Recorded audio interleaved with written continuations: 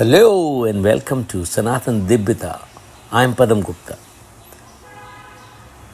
In a series, The Speaking Tree, I bring you a column written by Homayun Taba. Live life fully, seize the day.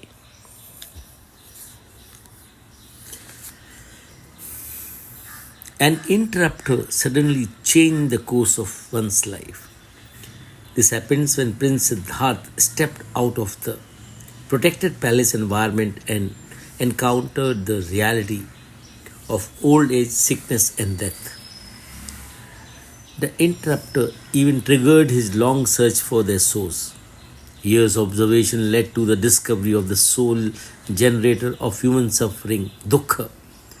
Craving was the main culprit, fueled by the interplay of the poisonous thread of ignorance, delusion, greed, attachment, aversion, hatred, which contribute to our misapprehensions and cause disillusionment.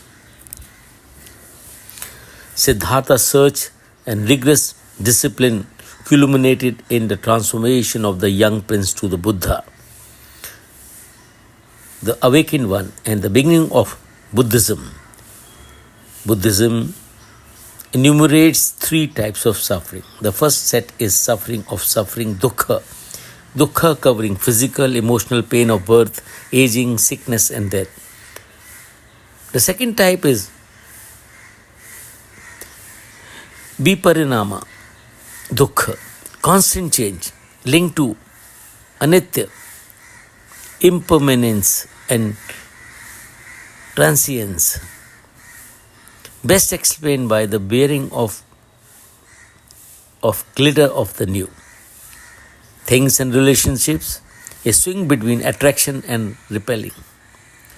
The third form, sankhara, dukkha, realization of the all-pervasive sense of insecurity and groundlessness of one existence. This suffering is existential due to not accepting the illusory nature of existence.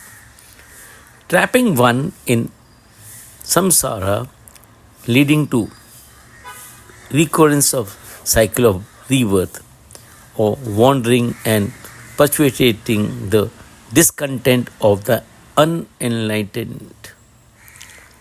The Buddha offered a path that dispels the ignorance persuading dukkha.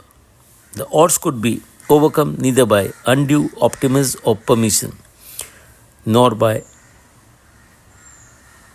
asceticism or indulgence, but by the dual virtues of sobriety and moderation. It requires faith and confidence to confront the most brutal facts of one current reality and recognize the distractors in life's sensory festival. Buddhism throws lights on the consequences of unexamined lived existence. The invitation is to reimagine and rededicate ourselves to the deep understanding of the effects of sufferings and unbinding a network of affinities, possessions, and attachment, at the core of which lies avidya or ignorance. The saving knowledge, prajna,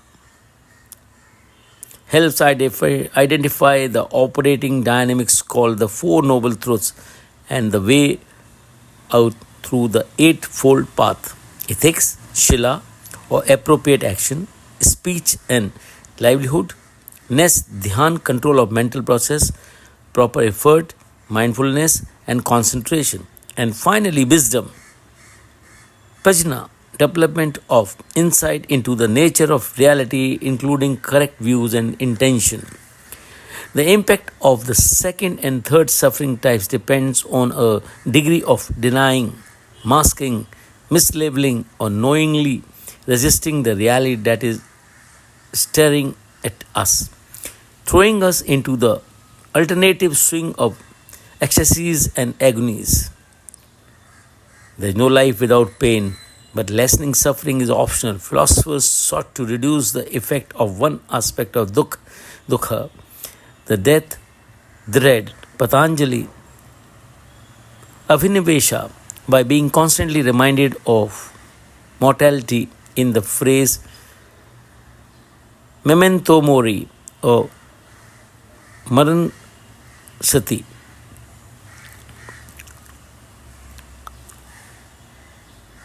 Every jolt should be a wake up call to the fact that we are guests and not permanent residents.